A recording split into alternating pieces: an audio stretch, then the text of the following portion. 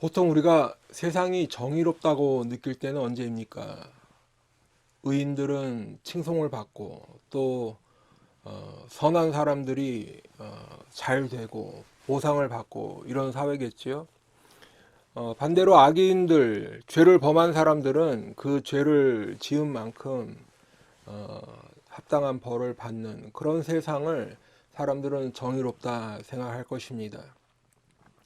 반대로 우리들이 세상이 정의롭지 못하다고 느낄 때가 있는데, 그때는 의로운 사람이나 선한 사람들, 이런 사람들은 도리어 고통을 받고 어려움 가운데 처하는 그런 상황이겠죠. 하지만 악인들은 승승장구하거나 오히려 벌을 지었는데도 불구하고 죄를 지었는데도 불구하고 그 벌을, 합당한 벌을 받지 않고, 또 받더라도 아주 경미하게, 이런 것들을 볼 때 우리들이 세상은 참 정의롭지 못하다 이런 생각을 하는 것 같습니다. 그런 의미에서 본다면 요즘도 간혹 뉴스에 나오는 것이, 예전에 그 나치에 가담을 해서 이렇게 활동했던 사람들을 찾아내서 지금도 이렇게 벌을 주고 그런 모습들을 보면 참 그런 면으로는 참 대단하다 이런 생각도 드는데, 우리나라도 비슷한 역사가 있지요.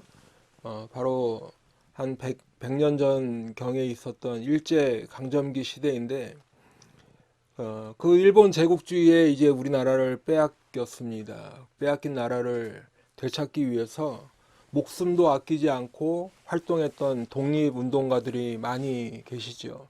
온갖 고초를 당하고 또 어떤 분은 죽기도 하신 것입니다.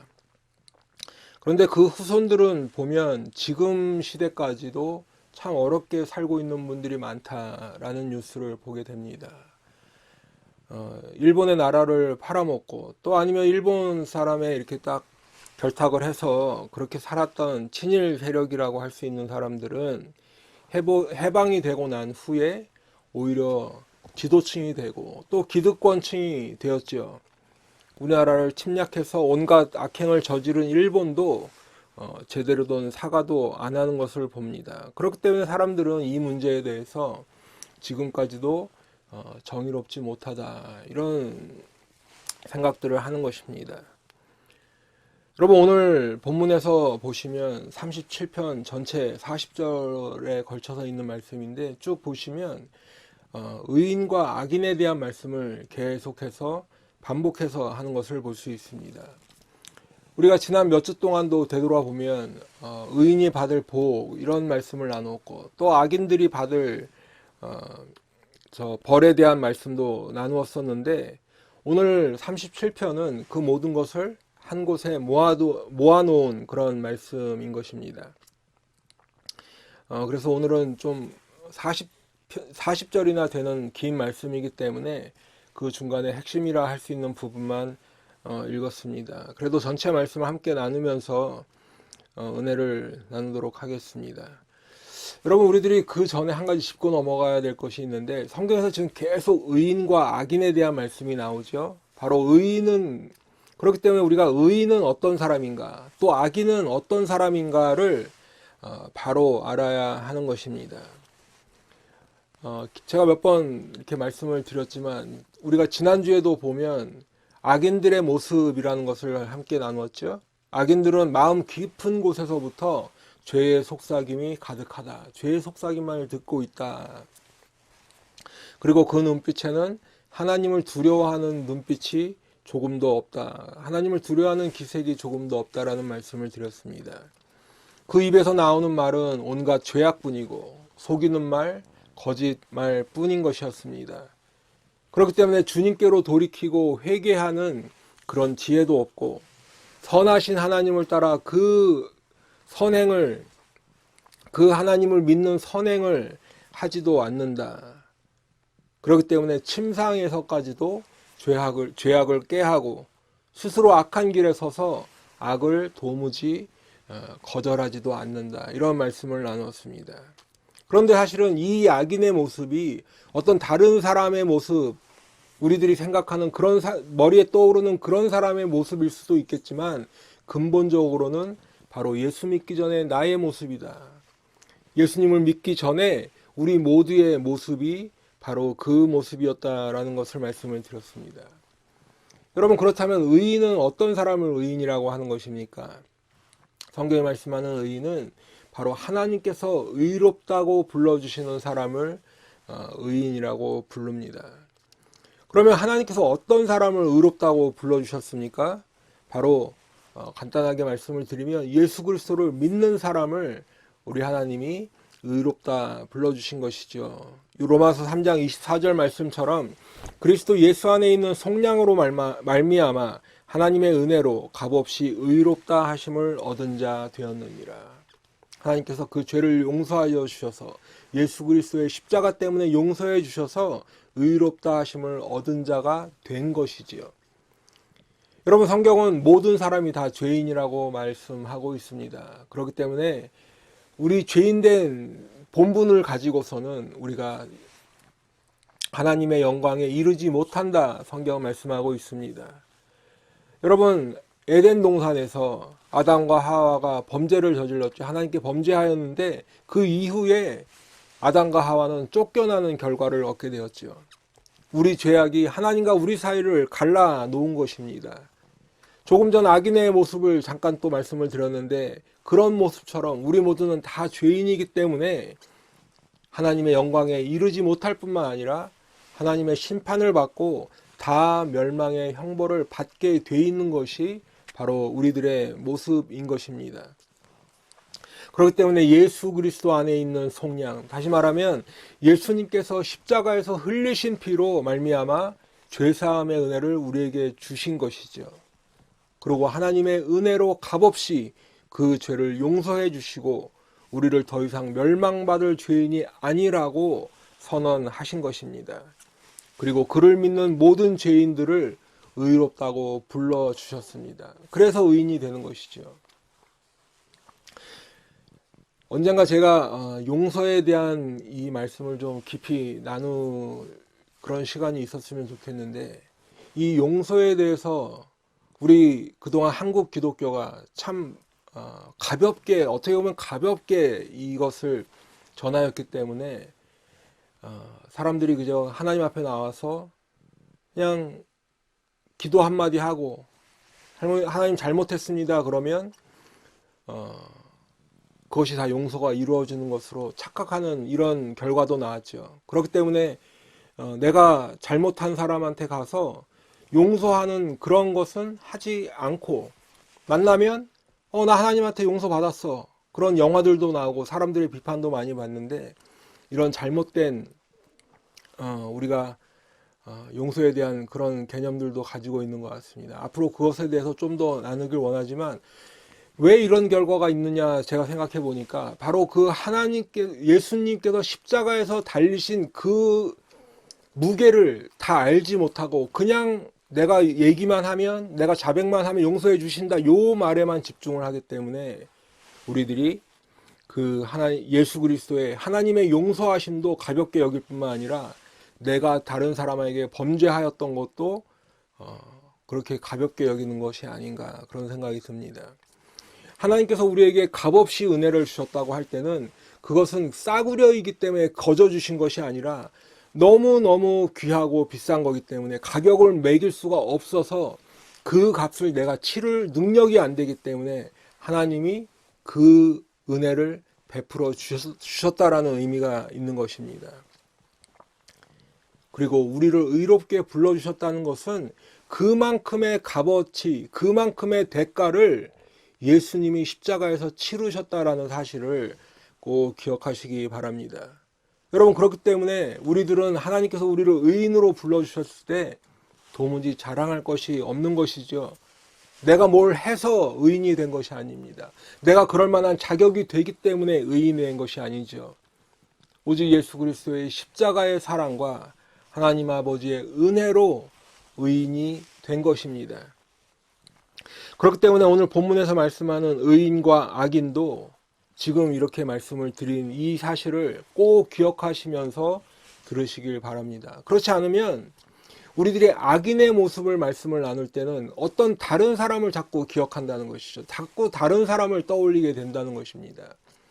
그리고 나 자신이 예수를 믿지 않음에도 불구하고 나는 의인이라고 대입을 해서 자꾸 말씀을 보게 된다는 것이죠. 그것이 큰 착각이라는 그런 말씀입니다. 오늘 37편 보시면 1절부터 악을 행하는 자들 때문에 불평하지 말며 불의를 행하는 자들을 시기하지 말지어다, 이렇게 말씀 시작하고 있습니다. 여러분, 바로 오늘 제일 처음에 말씀드렸던 것처럼 악인이 잘 되는 것처럼 보일 때가 너무나 많지요. 그러면 우리들은 바로 너무 정의롭지 못하다, 이런 생각을 하게 됩니다. 그런데 상대적으로 보니까 의인들은 뭔가 자꾸 손해를 보는 것 같아요. 그리고 억울한 일을 자꾸 당하는 것 같습니다. 그러면 우리들은 생각하지요. 권선징악은 없는 것인가? 하나님은 왜 저런 악한 자들을 내버려 두시는 것인가? 이런 생각까지도 드는 것입니다. 여러분, 그런데 성경은 악인들이 잘 되는 것처럼 보여도 불평하거나 시기하지 말라 말씀하고 있습니다. 악인들을 왜 벌 안 주세요? 라고 불평할 것도 없고, 야, 악인들은 정말 잘 먹고 잘 사네, 이렇게 부러워하지도 말란 말씀이시죠. 왜 그럴까요? 그것은 지금 그냥 그래 보이는 것일 뿐이라기 때문입니다. 하나님께서는 악인을 반드시 벌 주시는 그 날이 있다라는 것이요. 하나님께서 악인들을 심판하시는 날이 반드시 있다고 성경은 말씀하고 있습니다. 그렇기 때문에 왜 벌 안 주시냐 불평할 것도 없다라는 것입니다. 악인은 벌 안 받네, 잘 먹고 잘 사네, 부러워할 것도 없다는 말씀이죠. 잠언 24장 1절에 보시면 너는 악인의 형통함을 부러워하지 말며 그와 함께 있으려고 하지도 말지어다. 악인이 잘 되는 것 같으니까, 야, 저 사람 옆에 가면 내가 뭐 좀 얻을 수 있겠구나, 저 사람 좀 악인인 거 무슨 상관이야, 내가 저 사람이랑 좀 뭔가 이렇게 해서 이익도 얻고 해야겠다, 하지 말라는 것입니다. 부러워할 것도 없고 그 악인과 함께 있지도 말라고 말씀하고 있습니다. 여러분, 우리가 시편 73편에 보면 그 악인의 모습을 보고 절망하는 그 시편 기자의 말씀을 볼 수 있는데, 3절에 보시면 이는 내가 악인의 형통함을 보고 오만한 자를 질투하였음이로다 말씀하고 있죠. 바로 조금 전에 말씀드린 것처럼 악인의 형통함을 보니까 그것이 질투하는 것까지 느껴지게 된다라는 말씀입니다. 바로 오늘 본문의 1절의 말씀 조금 전에 읽은 것처럼 악인이 형통해도 부러워하지 말고 질투하지도 말라고 성경은 말씀하는 것입니다. 그러면 왜 그래야 할까요? 왜 악인이 형통한 것 부러워하지도 말고 질투하지도 말아야 할까? 오늘 본문 2절에 보니까 그들은 풀과 같이 속히 배임을 당하며 푸른 채소같이 쇠잔할 것이미로다. 여러분, 비가 적당히 오고 또 햇빛이 잘 내려쬐서 이렇게 푸르게 자라나고 있는 앞마당을 한번 생각해 보시기 바랍니다. 정말 하루가 다르게 그런 기후 아래에서는 정말 하루가 다르게 이 풀들이 올라오죠. 잔디뿐만이 아니라 뭐 잡초도 그렇고 뭐 하여튼 풀들이 잘 자라는 것을 볼 수 있습니다. 그런데 그 집주인이 오랫동안 집을 비웠습니다. 한 달, 두 달, 그 풀들을 깎지 않으니까 비도 내리고 햇빛도 비추고 하니까 금세 무성해집니다. 사람 무릎까지도 오고 뭐 허리까지 사람 키만큼 풀들이 쭉쭉 자라납니다. 어느 날 집주인이 집에 돌아와서 보니까 집 앞마당이 그냥 막 수풀이 되어 있는 것입니다. 그러면 그 집주인은 어떻게 할까요? 잔디 깎는 기계로 그 모든 풀들을 싹 깎아버리겠죠. 그 잔디가 햇빛과 비를 맞으면서 무릎까지 자라고 사람 키높이까지 자란 것이 형통이 아니라는 말씀입니다. 주인이 깎아버리면 그냥 다 쓰레기통으로 들어가고 아궁이 속으로 들어가게 된다는 거죠. 지금 성경이 말씀하는 것이 바로 그런 상황을 말씀하는 것입니다. 악인은 형통하게 보일 수 있습니다. 하지만 어느 날 주인이 돌아오면 풀과 같이 베어 버리는 것입니다. 또한 예전에는 냉장고가 없었죠. 그러니까 푸른 채소라도 이렇게 수확을 하면 하루만 지나도 벌써 시들해지는 것이었죠. 악인들이 지금은 그 푸른 채소처럼 보이지만 하루만 지나도 시들어 없어질 것, 쇠잔해질 것이라고 성경은 말씀하고 있습니다. 시편 73편 17절 이하 19절까지도 이 말씀에 보니까 하나님의 성소에 들어갈 때에야 그들의 종말을 내가 깨달았나이다. 주께서 참으로 그들을 미끄러운 곳에 두시며 파멸에 던지시니 그들이 어찌하여 그리 갑자기 황폐되었는가 놀랄 정도로 그들은 전멸하였나이다. 시편 73편에 처음부터 보시면 시편 기자는 거의 넘어질 뻔하였다. 시험 들 뻔했다라고 고백하고 있습니다. 악인들의 이 잘되는 모습을 보니까 그렇다는 것이죠. 악인들의 모습을 보니까 너무 아무 일도 일어나지 않고 너무 잘 살고 있는 것입니다. 남들 다 하는 인생의 고난도 겪지 않고 남들이 다 당하는 어떠한 어려움도 없이 너무 잘 살아요. 오히려 더 건강하고 오히려 더 부자가 계속되고 더 행복해 보이기까지 합니다.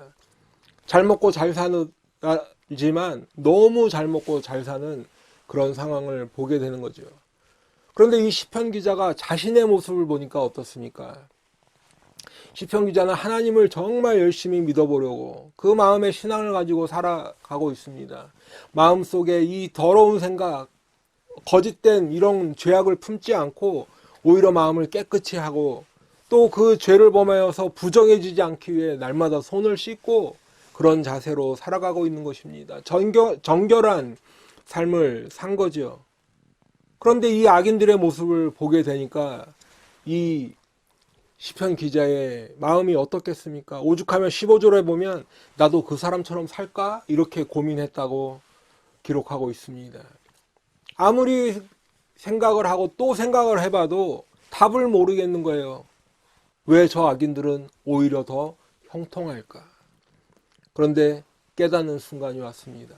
언제 깨달았냐 보니까 하나님의 성소에 들어갈 때 깨달았습니다. 그럼 성소에 들어갈 때 어떻게 깨달았을까요? 여러분, 하나님의 성소는 매일 양을 잡고 매일 소를 잡아서 제사를 드리는 것입니다. 피를 흘리고 고기에 각을 떠서 불에 태워서 제사를 드리는 그러한 장소죠. 속죄의 제사를 드리는 것입니다. 자신의 죄 때문에 짐승을 잡아서 그 죄를 하나님 앞에 속죄하는 그 제사를 매일 드리고 있는 장소입니다. 그렇기 때문에 성전 앞은 정말로 그야말로 피로 물들은 그래서 죄값을 치르는 그러한 장소인 것이지요. 그곳에서 그 죄값을 치르기 위해 짐승들이 죽임을 당하고 피를 흘리고 각을 뜨고 이 죄값을 치르는 그 광경을 보고 나서야 결국에는 자신의 죄 때문에 저렇게 심판을 받는 거구나, 저렇게 죄값을 치르는 때가 반드시 있구나라는 것을 깨닫게 되는 것입니다. 그렇기 때문에 마음에 하나님의 법이 없는 사람은 저렇게 실족하고 이렇게 한순간에 미끄러지는 것이구나, 파멸에 던져지고 전멸하는 것이구나라는 것을 깨닫게 되는 것이죠. 여러분, 빌립보서 3장 18절 19절에도 보시면 같은 맥락의 말씀이 있습니다. 여러 사람들이 그리스도의 십자가의 원수로 행하느니라. 그들의 마침은 멸망이요 그들의 신은 배요 그 영광은 그들의 부끄러움에 있고 땅의 일을 생각하는 자라.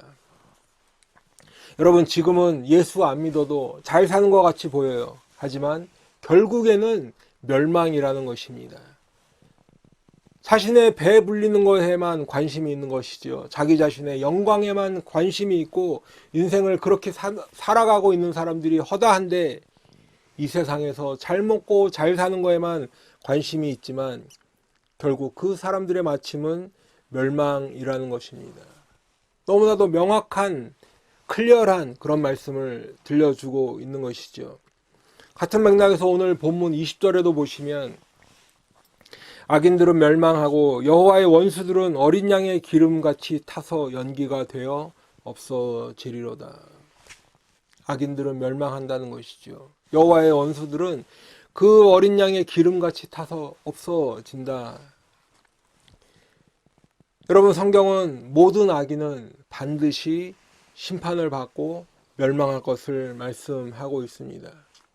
지금 전에 읽었던 말씀들처럼 이렇게 직접적으로 멸망할 것을 경고하는 말씀도 있지만, 반대로 의인들의 상황을 전하면서 의인이 멸망을 받지 않을 것이라는 말씀을 통해서도 결국에는 악인들이 그러한 벌을 받을 것이다, 멸망할 것이다를 말씀하는 경우들도 있습니다. 여러분, 바로 앞에 오늘 본문 그 20절 읽은 바로 앞에 19절에 보시면, 그들은 환난 때에 부끄러움을 당하지 아니하며 기근의 날에도 풍족할 것이나 라고 말씀하고 있습니다. 여기서 말하는 그들이라는 것은 바로 그 앞에 18절에 보시면 온전한 자라고 표현되고 있지요. 온전한 자, 바로 의인들을 말씀하는 것인데, 그런데 그 온전한 자는, 의인들은 환난 때에 부끄러움을 당하지 않는다 말씀하고 있습니다. 그리고 기근의 날에도 풍족할 것이다 말씀하고 있지요. 그런데 여러분, 반대의 의미에서 본다면 환난 때에 부끄러움을 당하는 사람이 있다라는 것이죠. 그리고 기근의 날에 곤고한 사람이 있다라는 의미인 것입니다. 그러면 의인들, 온전한 자들은 환난 때에 부끄러움을 당하지 않고 기근의 날에 풍족할 것이라 했는데, 그 반대의 의미에서 환난 때에 부끄러움을 당하고 또 기근한 날에 풍족하지 않고 그 기근을 겪는 사람들은 어떤 사람들일까요? 바로 악인들을 말씀하시는 거지요. 여러분, 우리가 모두 잘 아시는 요한복음 3장 16절에도 보시면, 하나님이 세상을 이처럼 사랑하사 독생자를 주셨으니 그를 믿는 자마다 멸망하지 않고 영생을 얻게 하려 하심이라 말씀하고 있습니다. 독생자 예수를 믿으면 멸망하지 않는다. 반대로 얘기하면 독생자 예수를 믿지 않으면 멸망하게 된다라는 말씀이죠. 그리고 영생을 얻는 것이 아니라 영벌을 받게 된다는 의미의 말씀인 것입니다. 우리 죄인된 우리 인간의 그 본성을 가지고서는 이러한 멸망을 피할 길이 없다는 것을 말씀하고 있습니다. 여러분, 그러면 성경은 왜 이렇게 악인이 받을 멸망, 악인이 받을 형벌, 심판을 계속해서 말씀하고 있는 것일까? 그것은 이러한 하나님의 심판과 영원한 멸망을 받지 말라는 의미에서 계속 경고하시는 것입니다. 하나님의 심판은 반드시 있기 때문에 그 심판을 면하라는 것이죠. 그 영원한 형벌을 받지 말라는 말씀입니다. 하나님의 심판으로 받게 되는 형벌은 영원한 멸망의 형벌이기 때문에 그렇습니다. 여러분, 우리가 세상에서 보면 어떤 사람이 죄를 지어요. 벌을 받습니다. 그러면 뭐 감옥에 갔다가 일정한 형기가 지나면 나오지요. 하지만 하나님의 심판으로 받는 영원한 멸망의 형벌은 그곳에 들어가면 다시는 나올 수 없는 그런 곳입니다. 고통이 계속해서 주어지는 곳인데, 잠시의 이 쉴만한 이 시간도 없이, 그 쉴만한 어떤 기회도 없이 영원한 고통이 계속 주어지는 그 영원한 멸망의 형벌, 나올 수도 없고 고통도 면할 수 없는 그 형벌이기 때문에 그렇습니다. 그렇기 때문에 거기 가지 말라고, 그 형벌 받지 말라는 의미에서 계속해서 말씀하고 경고하시는 것입니다. 여러분, 우리들의 본성이 딱 중립적이기 때문에 선하게도 살 수 있고 악하게도 살 수 있고, 그렇기 때문에 어떤 천국에 갈까 아니면 지옥에 갈까, 이 선택 사항에서 그 중간에서 나는 중립적인 위치에서 사는 것이 아니라는 것을 꼭 기억하시기 바랍니다. 우리의 죄악된 본성은 나면서부터 그냥 아무것도 안 하고 그렇게 쭉 살다가 죽는다고 해도 결국은 멸망할 수밖에 없는 죄인이라는 것을 꼭 기억하시기 바랍니다. 우리들의 본성이, 우리들이 타고나는 이 본전이 결국은 죄인이라는 것이 그런 의미의 말씀인 것입니다. 우리들이 아무리 착한 척하고 우리들이 아무리 선한 미소를 띠고 살아간다고 해도 우리들의 죄악된 본성은 도무지 해결할 길이 없다라는 것이죠. 그렇기 때문에 결국은 멸망받게 되어 있는 것입니다. 그렇기 때문에 성경은 끊임없이 우리들에게 멸망받지 말라고 경고하시는 것입니다. 그러면 여러분, 하나님의 심판을 면하고 그 영원한 멸망의 형벌을 받지 않을 수 있는 방법이 있을까요? 당연합니다. 있습니다. 물론입니다. 그 방법이 너무나도 분명하고 확실하게 성경은 말씀하고 있습니다. 하나님께서는 그 방법을, 우리가 면할 수 있는 방법, 영원한 멸망의 형벌을 받지 않을 그 방법을 말씀을 통해서 이루어 주실 것을 약속하셨습니다. 그리고 독생자 예수를 십자가에 달려 죽게 하심으로 너무나도 확실하고 분명하게 이루어 주셨습니다. 그렇기 때문에 독생자 예수를 믿는 자는 누구든지 멸망하지 않는다, 영생을 얻을 것이다 약속해 주셨습니다. 더 나아가서는 예수님께서 죽은 자 가운데서 살아나셔서 예수님이 장사되었던 그 무덤이 빈 무덤이 되게 하심으로 우리들은 육신의 죽음을 두려워할 것이 아니라 이제 하나님의 그 심판으로 받게 되는 둘째 사망, 영원한 죽음을 두려워해야 되는구나 라는 것을 깨닫게 하시고, 또한 우리들도 독생자 예수를 믿음으로 말미암아 영생을 얻는데 예수님처럼 부활하게 되는구나, 그래서 영생을 누리게 되는구나 라는 이것을 믿게 하신 것입니다. 그렇기 때문에 우리가 지금 이 땅에서 살고 있을 때에도 그 부활을 소망하며 살게 하시는 것이죠.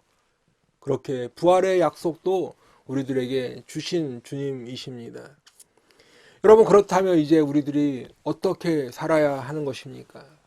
잠언 23장 17절에 보시면 내 마음으로 죄인의 형통을 부러워하지 말고 항상 여호와를 경외하라. 죄인들은 형통할 수 있고 멀쩡히 잘 살아가는 것처럼 보일 수 있지만 그런 거 부러워하지 말라고 그랬죠. 시기하고 질투하지 말고 불평하지 말라고 하셨는데, 더 나아가서 해야 될 것이 뭐냐? 우리들은 하나님을 경외하라. 하나님을 경외하고 두려워해야 된다고 성경을 말씀하고 있습니다. 여러분, 우리가 지난주에도 나눴지만 악인의 특징 중에 뭐가 있었죠?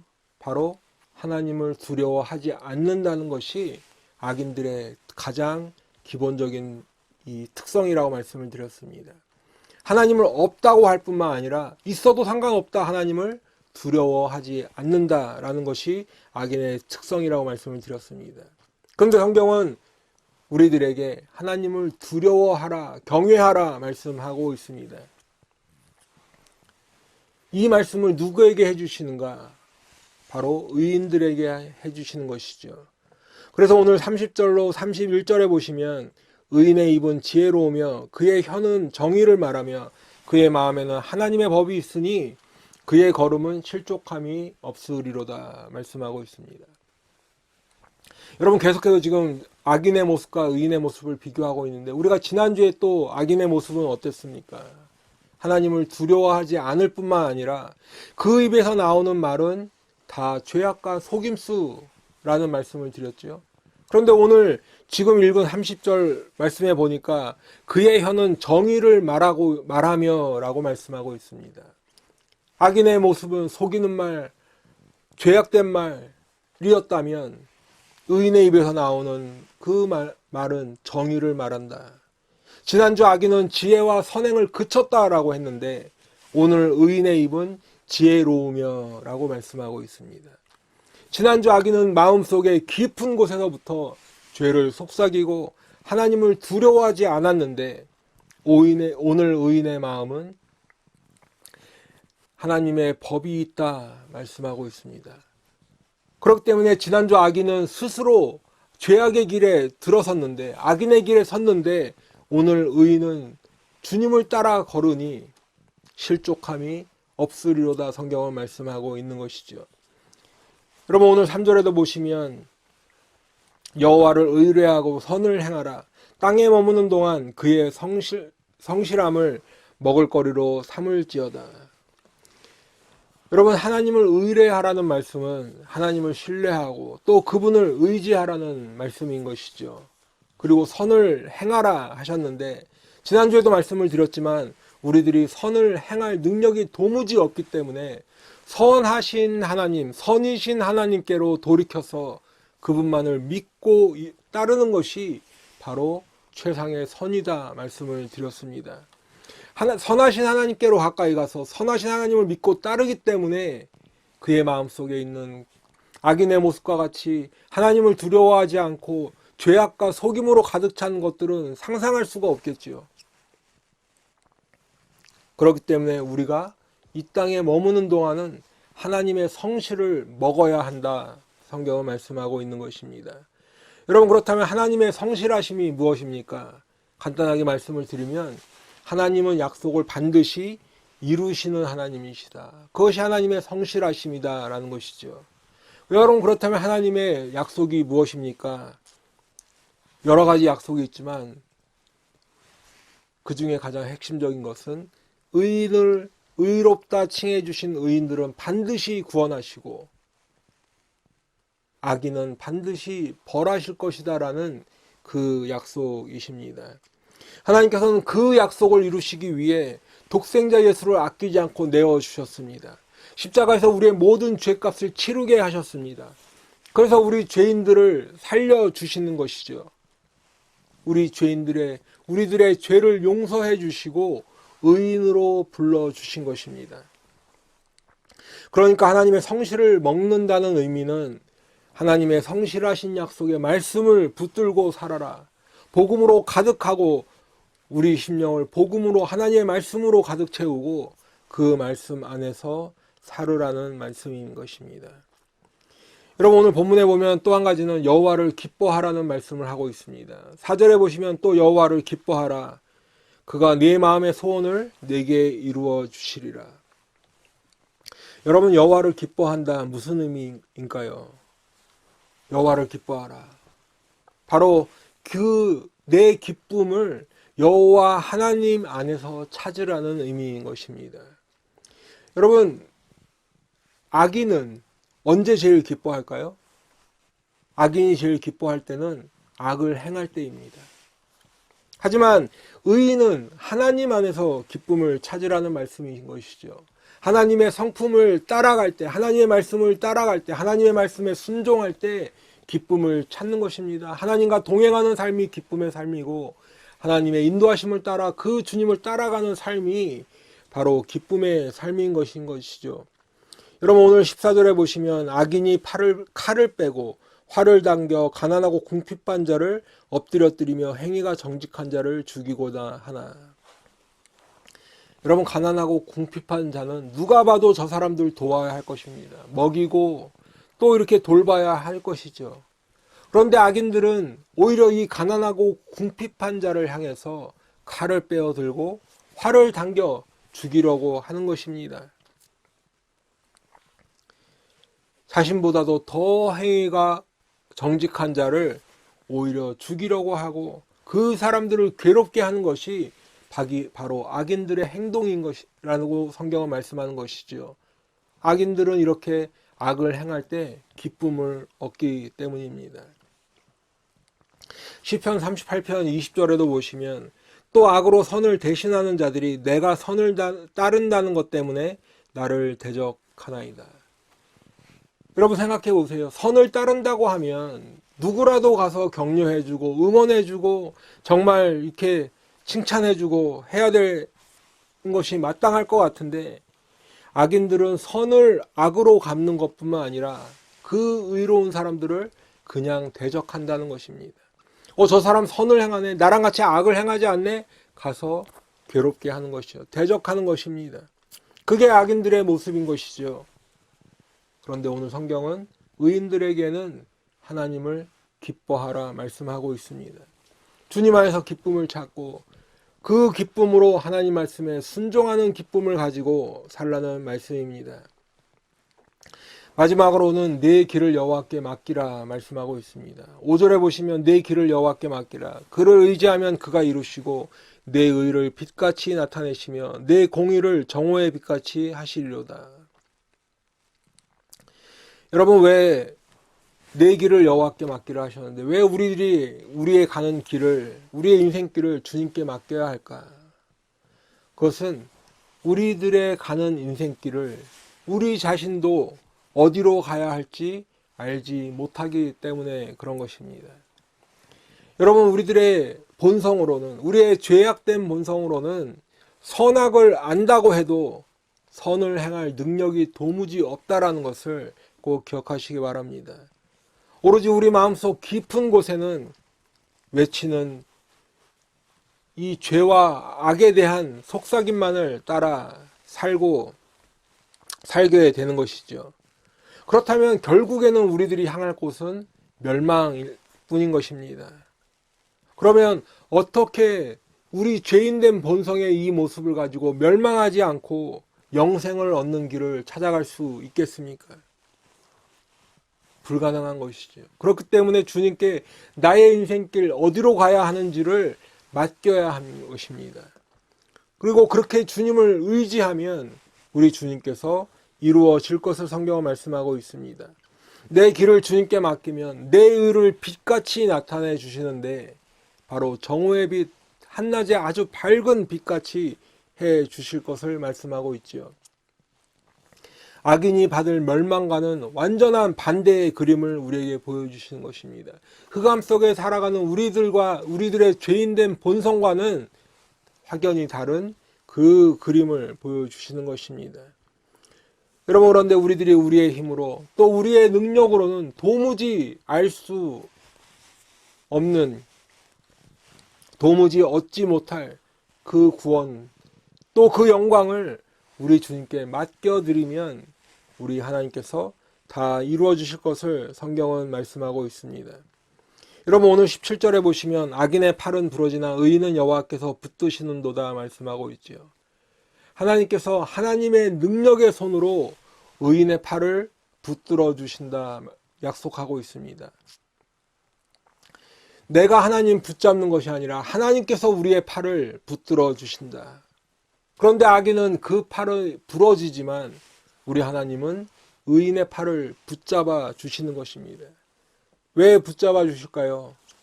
그 길을 우리 주님께서 잘 아시기 때문에, 우리 주님만이 그 길을 아시기 때문에 우리들을 그 길로 인도해 주시려고 우리의 팔을 잡아 이끄시는 것입니다. 그렇기 때문에 오늘 31절에도 보시면 그의 마음에는 하나님의 법이 있으니 그의 걸음에 실족함이 없으리로다 말씀하고 있지요. 하나님께서 하나님의 능력의 팔로 붙들어 주시니, 하나님의 말씀으로 우리 심령 가운데 채워 주시니 우리가 실족하지 않는 것입니다. 시편 119편 105절 말씀에도 보시면 주의 말씀은 내 발의 등이요 내 길의 빛이니이다 고백하고 있습니다. 여러분, 하나님의 말씀이 내가 가는 그 길에 안내하는 등불이시라는 것이죠. 하나님의 말씀이 내 갈 길을 비춰주시는 빛이 되는 것입니다.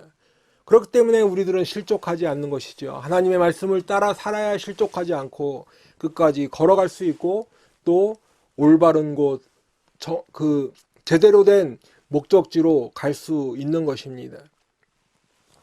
그렇다면 하나님께서는 우리를 어디로 인도하실까?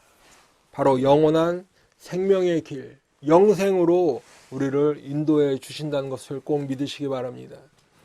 여러분, 성경에서 말씀하는 멸망이 영원한 멸망의 형벌이라 말씀을 드렸지요. 다른 말로는 영원한 벌, 영벌이라고도 합니다. 그런데 하나님께서 우리의 팔을 붙드셔서 인도하시는 곳은, 하나님의 말씀이 빛이 되어서 우리의 갈 길을 인도하시는 그 곳은 바로 영원한 생명, 영벌과의 반대되는 의미에서 영생이 있는 그 곳인 것을 꼭 믿으시기 바랍니다. 그렇기 때문에 우리들이 그곳을 본향이라고 성경은 부르는 곳이 있는 것이죠. 우리들이 결국에 돌아가야 할 곳이 하나님의 나라 본향이라는 것입니다. 그렇기 때문에 시편 16편 11절에 보시면 주께서 생명의 길을 내게 보이시리니 주의 앞에는 충만한 기쁨이 있고 주의 오른쪽에는 영원한 즐거움이 있나이다. 여러분, 주님께서 우리에게 보여주시는 길은 바로 생명의 길이 되는 것입니다. 그리고 주님께서 우리들을 인도하시는 길은 바로 생명의 길인 것입니다. 그 길의 끝에는 바로 우리 주님께서 주시는 영원한 생명이 있는데, 우리 하나님의 말씀이 그곳으로 우리를 인도해 주시고 우리 주님의 팔이 우리를 붙들어서 그곳으로 이끄시기 때문에 우리 하나님께서 보여주시는, 우리에게 걸으라고 보여주시는 그 길은 바로 생명의 길인 것입니다. 그런데 여러분, 그 길의 끝에서 우리가 영생을 받는다 말씀을 드렸는데, 오늘 말씀에서 보니까 그것이 바로 우리 주님께서 주시는 기업이라고 말씀하고 있지요. 그것을 다른 말로는 땅을 차지하리라고도 말씀하고 있습니다. 하나님께서 의인들에게 기업으로 땅을 차지하리라 약속해 주시는 것인지요. 바로 마태복음 5장에서 우리가 온유한 자가 받을 그 복을 말씀하시는 것입니다. 여러분, 오늘 본문 9절에 보시면 진실로 악을 행하는 자들은 끊어질 것이나 여호와를 소망하는 자들은 땅을 차지하리라 말씀하고 있지요. 이 말씀에서부터 시작해서 11절에도 보시면 온유한 자들은 땅을 차지하며 라고 말씀하고 있고, 18절에도 보시면 그들의 기업은 영원하리로다, 21절에는 주의 복을 받은 자들은 땅을 차지하고, 29절에도 의인이 땅을 차지하며 거기서 영원히 살리로다 말씀하고 있습니다. 그리고 34절에도 여호와를 바라고 그의 도를 지키라, 그리하면 내가 땅을 차지하게 하실 것이라 약속하고 있습니다. 여러분, 이 땅을 차지하는 자들을 오늘 본문에서는 여호와를 소망하는 자라고도 부르고, 또 온유한 자라고도 부르고, 온전한 자라고도 부르고, 주의 복을 받은 자라고도 부르고, 의인이라고도 부르고, 여호와를 바라고 그의 도를 지키는 자에게 라고도 하는데, 그 뭐라고 부르던 하여튼 그 의인들에게 땅을 기업으로 주실 것을 성경은 약속하고 있습니다. 사랑하는 성도 여러분, 하나님께서는 아브라함에게 약속하셨지요. 내 자손이 하늘의 별과 같이 많을 것이다. 내 자손이 땅에 바다의 모래와 같이 많을 것이다. 내 자손이 이 땅의 티끌과 같이 번성할 것을 약속하셨습니다. 그 약속뿐만 아니라 이 땅을 너와 네 자손에게 주리라는 약속도 하셨지요. 하나님께서 아브라함에게 자손에 대한 약속, 그리고 땅에 대한 약속을 주신 것입니다. 그런데 하나님의 약속은 지금도 유효한 것입니다. 믿음으로 아브라함의 자손이 된 모든 믿는 자들, 그리스도인들에게 하나님은 그 땅을 차지하리라 말씀하시는 것입니다. 여러분, 세상 사람들은 땅에 참 관심이 많습니다. 그렇기 때문에 좋은 땅, 그리고 어떤 이 이익이 예상되는 땅에 그 땅을 차지하기 위해서 투기라는 것도 하지요. 그뿐만 아니라 나라별로도 그 다른 나라의 땅을 차지하기 위해서 그 나라를 침공해서 전쟁을 하기도 합니다.